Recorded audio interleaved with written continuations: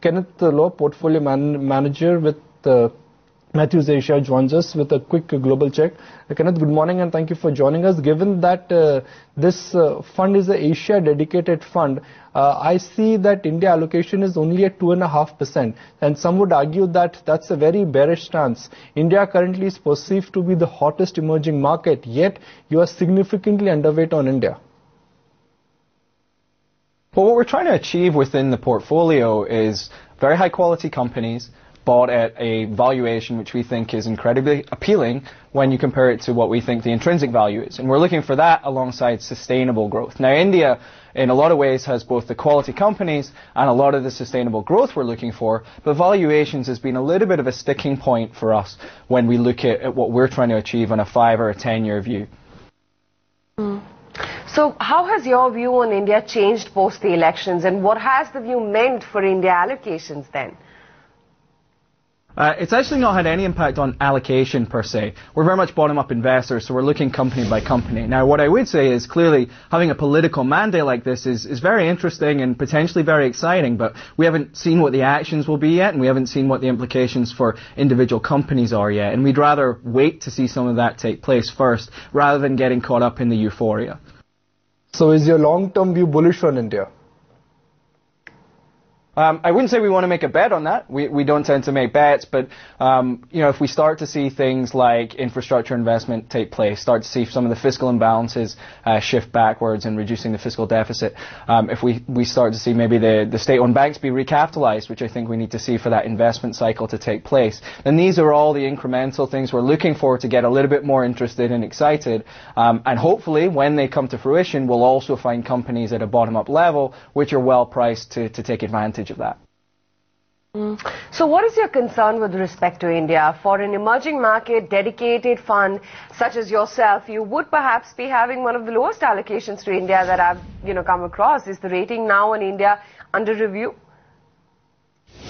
I wouldn't say it's a big worry, but as a market, you've seen historically quite aggressive flows from foreign investors into it, and the very high-quality companies that exist there tend to be aggressively bid up, and in our view, you see a lot of overpayment which is taking place. So I really struggle with paying 30 times earnings for good quality businesses, because ultimately price is what you pay and value is what you get. Your India investment stands at about $80 million. Roughly on the fund size of $4 billion. Now, you manage $4 billion, only $80 billion are dedicated to India. Are you of the view that going forward you would be allocating more money to India, and especially incremental inflows would be allocated to Indian stocks? So we're always evaluating what bottom-up ideas look like, and as the market turns, as the investment cycle begins to show itself in India going forward, I would expect that, yes, we will find more ideas at that bottom-up level, but right now they don't exist for us. We're continually looking and evaluating them, but I wouldn't say there's a huge amount of money that's getting put to work incrementally within India. Also in India then, the rally recently from the Feb lows has been led by banks and cyclicals, energy as well as materials, and high beta essentially, which you are avoiding in your fund holdings. You are more bullish on telecom, consumer staples and IT. Is that the reason you would have scaled up your investments?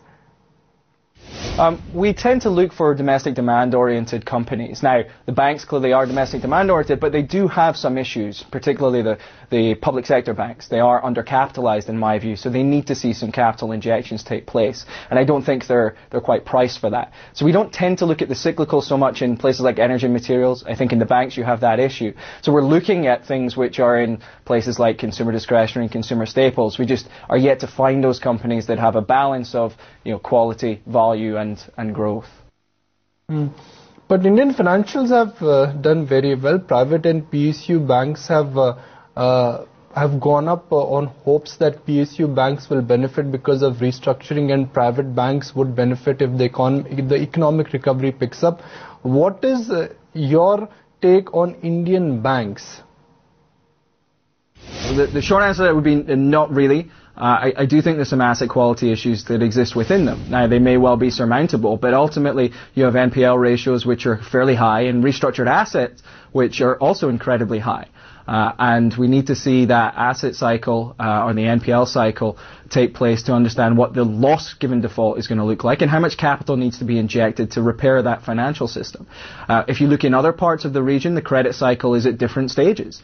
And we can find some very, very high quality balance sheets that exist in places like Singapore, for example, where you have tier 1 ratios that are very high. You have loan to deposit ratios which still look pretty decent as well.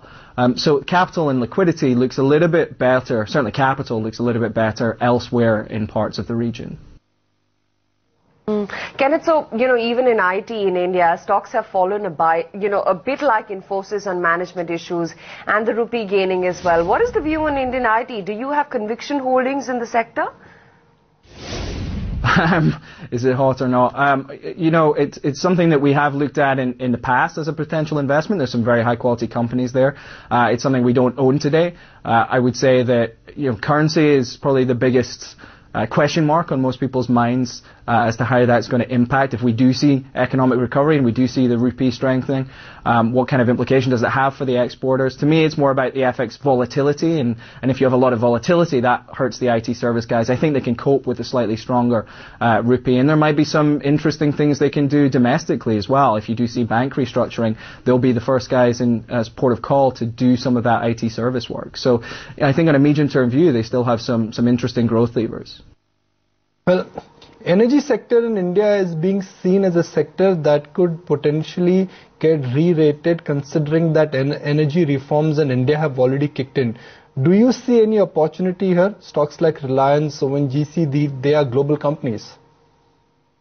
Broadly speaking, right across the region, we don't spend a lot of time looking at the energy sector because we like to own businesses that have control over their own destiny. And not only are you very heavily regulated, but you also are thrown around by energy prices that you really don't have very much control over at all. So for us, it's about finding good businesses that can dictate their own future rather than investing in these kind of incredibly high cyclicals, which might be a short-term trade for some people. Kenneth, for FIIs, currency view is also key. Do you see the rupee gaining from here? We don't have FX expectations. We're very much a bottom-up, fundamentally driven house, so we don't like to bet on currencies per se.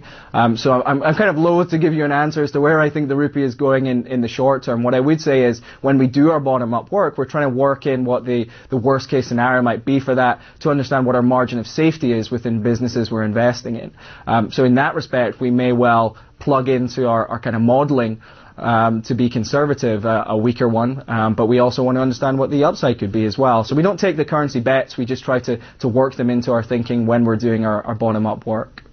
Well, Kenneth, appreciate your time and thank you for joining us.